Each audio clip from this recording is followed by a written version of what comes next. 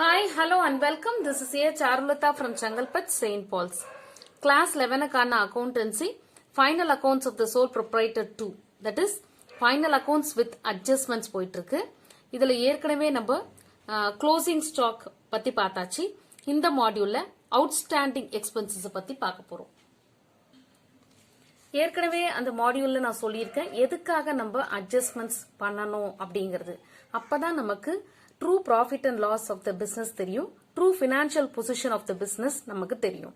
Okay, so அந்த பர்பஸுக்காக தான் நம்ம அட்ஜஸ்ட்மெண்ட் பண்றோம். இந்த அட்ஜஸ்ட்மெண்ட்ஸ் அப்படின்னா என்னங்கிறதும் சொல்லியிருக்கேன். அதாவது ட்ரையல் பேலன்ஸ் அப்படின்னு ஒன்று இருக்கும், அதுல சில பர்டிகுலர்ஸ் கொடுத்து அமௌண்ட்ஸ் கொடுத்துருப்பாங்க.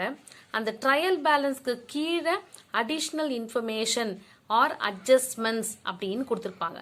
அதை தான் நம்ம அட்ஜஸ்ட் பண்ணணும் when preparing the final accounts. So நம்ம ஃபைனல் அக்கௌண்ட்ஸ் ஒரு பர்டிகுலர் இயருக்கு நம்ம ப்ரிப்பேர் பண்றோம் அப்படின்னா அதுக்கான அதாவது மேட்சிங் பிரின்சிபல் வகையாக தான் நம்ம இதுல போறோம். அந்த வருஷத்துக்கான expenses should match with the income earned during that particular year. So அது மேட்ச் அந்த மேட்சிங் பிரின்சிபல் கான்செப்ட்ல தான் நம்ம இந்த அட்ஜஸ்ட்மெண்ட்ஸை பண்றோம். இதுல போன மாடியூல்ல நான் க்ளோசிங் ஸ்டாக் பத்தி உங்களுக்கு எக்ஸ்பிளைன் பண்ணியிருந்தேன். எப்பவுமே அட்ஜஸ்ட்மெண்ட்ஸ்ல உள்ளது ரெண்டு இடத்துல வரும் அப்படின்னு சொல்லியிருக்கேன். இந்த க்ளோசிங் ஸ்டாக் அப்படிங்கிறது ட்ரேடிங் அக்கவுண்ட்ல கிரெடிட் சைட்லயும் இன்னொரு இடம் பேலன்ஸ் ஷீட்ல அசட் சைட்லயும் வரும் அப்படின்னு சொல்லியிருக்கேன். அதாவது அட்ஜஸ்ட்மெண்ட்ல உள்ளது ரெண்டு இடத்துல வரணும், அதை தான் இப்ப சொல்லியிருக்கோம். இப்ப now we are going to see about the outstanding expenses. Outstanding அப்படின்னா என்னன்னா payable or liable, we are responsible. Okay, இந்த outstanding expenses என்னன்னா it becomes due in the current year. இந்த வருஷத்துக்கு டியூவா இருக்கு. இந்த அக்கவுண்டிங் பீரியட் வரைக்கும் அது அன்பெய்டா இருக்கு, இன்னும் பே பண்ணல. ஓகே, இந்த அவுட்ஸ்டாண்டிங் எக்ஸ்பென்சஸ் நம்ம இன்னொன்னு எப்படி சொல்லுவோம் அப்படின்னா it is also called as expenses accrued or இன்னொரு பேரு expenses due but not paid. Okay, இந்த அவுட்ஸ்டாண்டிங் எக்ஸ்பென்சஸ்க்கு எதெல்லாம் எக்ஸாம்பிள்ஸா சொல்லலாம் அப்படின்னா salaries payable, wages payable, interest due on loan etcetera. Okay, இப்போ இது என்ன அப்படின்னா சின்ஸ் அந்த அன்பெய்ட் அமௌண்ட் அதாவது பே பண்ணல டில் த அக்கவுண்டிங் இயர். ஓகே, அப்ப என்ன ஆயிருக்கும் அப்படின்னா அதுக்கான என்ட்ரி நம்ம புக்ஸ் ஆஃப் அக்கவுண்ட்ஸ்ல பாஸ் பண்ணியிருக்க மாட்டோம். So when we are preparing the trading and P&L account, அதை நம்ம we have to take into account. அப்படி நம்ம எடுக்கல அப்படின்னா நமக்கு கரெக்டான அமௌண்ட் ஆஃப் ப்ராஃபிட்டா லாஸ் ஆன்னு கண்டுபிடிக்க முடியாது. ஓகே, ஏற்கனவே சொல்லியிருக்கேன் நம்ம எந்த இயருக்கு ப்ரிப்பேர் பண்றோமோ அந்த இயருக்கு கரெக்டான ப்ராஃபிட் அண்ட் லாஸ் நமக்கு கிடைக்கணும் அப்படின்னா ஏற்கனவே நம்ம அட்வான்ஸா சிலது பே பண்ணிருக்கலாம், இல்ல போன மாசம் பே பண்ண வேண்டியது, அதுதான் இது அவுட்ஸ்டாண்டிங் எக்ஸ்பென்சஸ் தான் நம்ம பாக்குறோம்.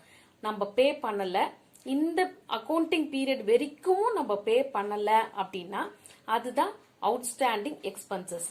எக்ஸாம்பிள் பாத்தீங்கன்னா salaries payable, wages payable, interest due on loan etcetera. Salaries அப்படிங்கிறது P&L அக்கவுண்ட்ல வரும், வேஜஸ் அப்படிங்கிறது ட்ரேடிங் அக்கவுண்ட்ல வரும். ஓகே, சோ இப்போ இதுக்கான ஜர்னல் என்ட்ரி என்னன்னு பாத்தீங்கன்னா wages account debit to outstanding wages account. இது எப்படி இந்த என்ட்ரி வந்தது அப்படின்னா இந்த வேஜஸ் அப்படிங்கிறது நாமினல் அக்கவுண்ட் இன் நேச்சர், அதாவது இது ஒரு எக்ஸ்பென்சஸ். ஓகே, அந்த பேசிஸ்ல இந்த வேஜஸ் நம்ம டெபிட் பண்ணிருக்கோம். அவுட்ஸ்டாண்டிங் அப்படின்னாலே அது லயபிலிட்டி. சோ அதனால இந்த அவுட்ஸ்டாண்டிங் வேஜஸ் நம்ம கிரெடிட் பண்ணிருக்கோம். Clear? See, I will explain you with this example. A businessman is there and he is balancing his book, அதாவது he is closing his books on December 31st, 2020. அப்போ என்ன காமிக்குதுன்னா he found out the wages amounting 3,000 for the month of December have not been paid. Okay, and wages paid in the year amounted to 33,000. இந்த வருஷத்துக்கு wages paid எவ்வளவு காமிக்குது 33,000. And அவர் வந்து December மந்த்ல close பண்றாரு. அப்போ அந்த மந்த் ஆஃப் டிசம்பர்ல 3,000 rupees wages not paid outstanding அப்படின்னு காமிக்குது. ஓகே, இந்த இயருக்கான wages paid 33,000 காமிக்குது. அண்ட் மந்த் ஆஃப் டிசம்பர்ல 3,000 பே பண்ணனும், அது பே பண்ணல அப்படிங்கறதையும் காமிக்குது. சோ அப்ப இது எப்படி காமிப்பாங்கன்னா ட்ரையல் பேலன்ஸ்ல debit side of the wages அக்கவுண்ட்ல 33,000 காமிக்கும். கீழே அட்ஜஸ்ட்மெண்ட்ல ₹3,000 as outstanding wages அப்படின்னு காமிச்சிருப்பாங்க. Okay, this will be the procedure. Trial பேலன்ஸ்ல எப்படி இருக்கும், அட்ஜஸ்ட்மெண்ட்ல என்ன இருக்கும் அப்படிங்கிறது.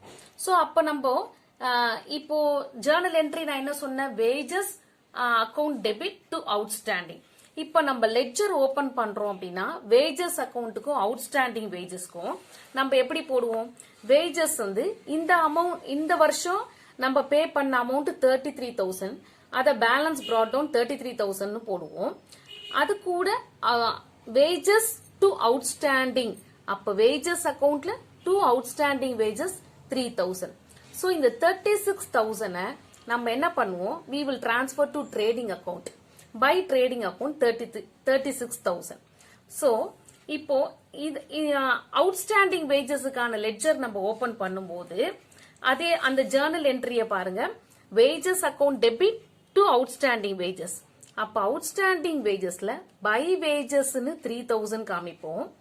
அண்ட் மீதியை நம்ம பேலன்ஸ் கேரி டவுன் பார் டவுன் பண்ணிரும். சோ இப்ப ட்ரேடிங் அக்கவுண்ட் நம்ம போடும்போது நான் சொன்னேன் இல்லையா, ட்ரேடிங்ல டிரான்ஸ்பர் பண்ணிக்கோ இந்த 36,000. அப்ப எப்படி காமிப்போம், இந்த இயருக்கான அமௌண்ட் 33,000 பிளஸ் அவுட்ஸ்டாண்டிங் 3,000 ரெண்டுத்தையும் ஆட் பண்ணி 36,000. இப்படிதான் இந்த அமௌண்ட் ட்ரேடிங்ல நமக்கு காமிக்கிறோம்.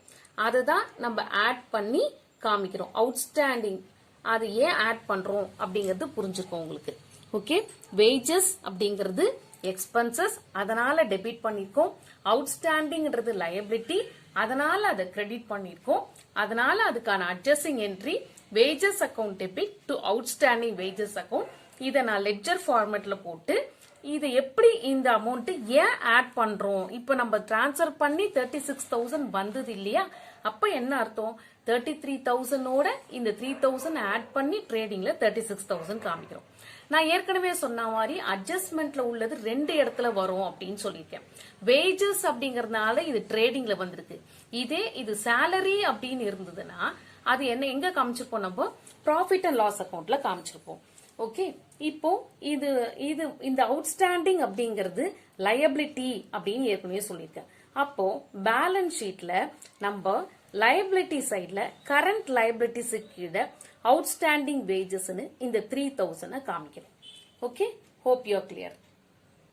சோ இப்போ இதை நோட் டவுன் பண்ணிக்கோங்க. அவுட்ஸ்டாண்டிங் எக்ஸ்பென்சஸ் அப்படின்னா அது ரெண்டு இடத்துல வர வேண்டியது எங்க அப்படின்னா either trading account R P&L account debit சைட்ல அந்த கன்சர்ன்ட் எக்ஸ்பென்சஸோட ஆட் பண்ணி காமிக்கணும். இன்னொன்னு பேலன்ஸ் ஷீட்ல லைபிலிட்டி சைட்ல காமிக்கணும். இது ஏன் ட்ரேடிங் ஆர் P&L போட்டிருக்கேன் அப்படின்னா இஃப் இட் இஸ் வேஜஸ்னா ட்ரேடிங்ல வரும், சாலரிஸ்னா P&L அக்கவுண்ட்ல வரும்.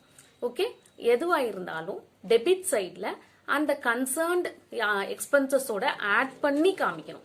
ஓகே, பேலன்ஸ் ஷீட்ல லைபிலிட்டி சைட்ல காமிக்கணும். க்ளோசிங் ஸ்டாக் என்ன பொறுத்த வரைக்கும் ஆடிங் எல்லாம் கிடையாது. ஜஸ்ட் ட்ரேடிங் அக்கவுண்ட்ல கிரெடிட் சைட்ல காமிப்பேன், பேலன்ஸ் ஷீட்ல அசெட்ஸ்ல காமிப்பேன். ஓகே, இது ரெண்டுத்தையும் இப்ப நீங்க காப்பி பண்ணிக்கோங்க உங்க நோட்ல. அடுத்த மாடியூல்ல அவுட்ஸ்டாண்டிங் இன்கம்ஸ் பத்தின அட்ஜஸ்டிங் என்ட்ரிஸ் என்ன, அது எப்படி போடணும் அப்படிங்கிறது நெக்ஸ்ட் மாடியூல்ல பார்க்கலாம். Hope you are clear with this. So அது adjusting entry you should be clear. Wages account debit to outstanding wages, அதாவது அவுட்ஸ்டாண்டிங் எக்ஸ்பென்சஸுக்கான adjusting journal entry. If it is salaries, salaries account debit to outstanding salaries account. Salaries expenses da. Okay. Hope you are clear with this. We'll meet you in the next module with outstanding income.